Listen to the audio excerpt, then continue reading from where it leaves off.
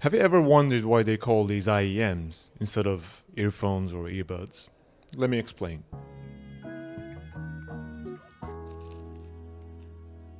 Let's take a look at the earbud that most people already know, the typical Apple EarPods. You probably used something like this before. I mean, they just sit on your ear, right?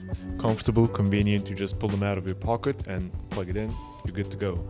But they don't really block out any noise because they're made of a hard plastic shell instead of the soft silicone tips that come with IEMs. Now, IEMs might look similar at first, but they have a whole lot going on compared to earbuds.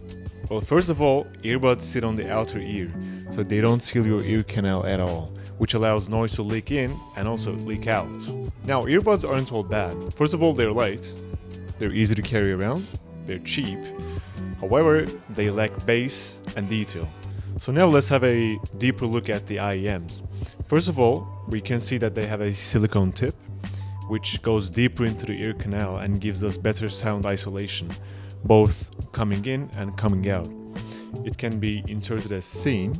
First, you take the hook it over your ear, and then place the IEM inside and make sure that you have a snug fit. Now you have two options to choose from when selecting tips for your IEMs.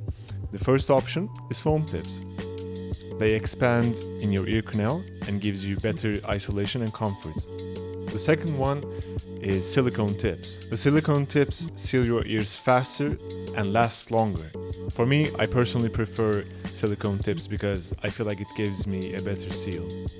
Overall, IEMs, compared to earbuds, give excellent isolation, superior sound quality, and more detail. Now, I'd also like to include the third option, which is the true wireless earbuds. They're fully wireless.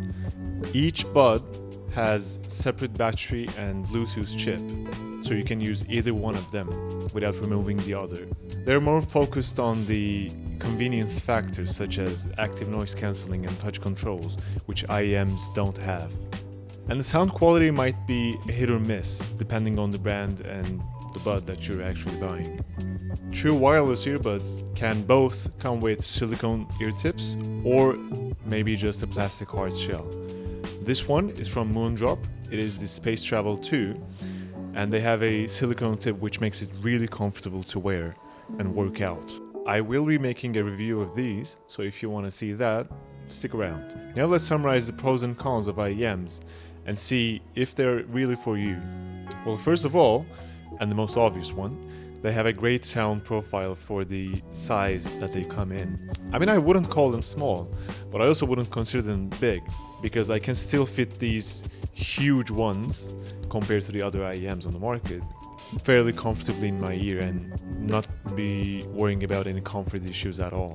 The second one is the strong noise isolation. I have tried both active noise cancelling earbuds, earphones, or even headphones, and I mean, these don't have any active noise cancellations built inside of them, but still the passive noise isolation you get from the silicone tip is, I would say, more than enough. I've used them in airplanes or trains and I didn't have any major problems, or it didn't want me to change to my active noise cancelling earbuds. And one of the best pros of an IEM is that you can change the cables whenever you want. You may want to change your cable for various reasons. For example, your cable might be damaged, or you found a really good looking one that matches the color of your IEM and you want to use that. Now let's look at the cons, because there are some. First of them is fit issues. Although I have not had any issues with any of the IEMs that I've tried before, some people might have variances in their ear canals or ear shape, which might cause the IEMs to not fit, or at least not fit perfectly, so it causes long-term comfort issues. And the second issue could be actually related to long-term use. For example, when I use my IEMs, I usually use it inside the house. I do the dishes, I do anything I want, and I listen to them for a couple of hours at least, and I don't have any issues. But sometimes your skin might get irritated, or there might be thermal issues within your ear canal that makes it hot or uncomfortable to wear the IEM. In this case, I would suggest changing tips to see if foam or silicone fits you better or gives you more comfort. Another downside of IEMs is you can't really use them for video calls or any type of activity that you need to speak and hear yourself. Since they provide great isolation, they also make it hard to hear yourself talk and give you this muffled sound in your ear. So they're not perfect, but depending on what you're looking for, they might be a huge upgrade. So now let's get into who should actually try IEMs.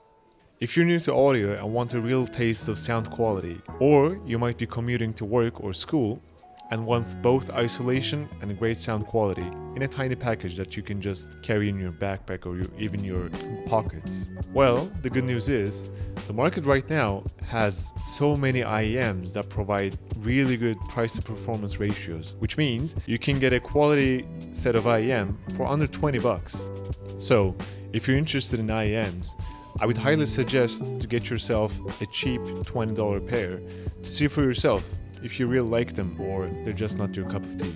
In the future videos, I'll also review various IEMs from budget ones, such as $20, to endgame ones. So if you're interested in content like this, stay tuned and have a nice day.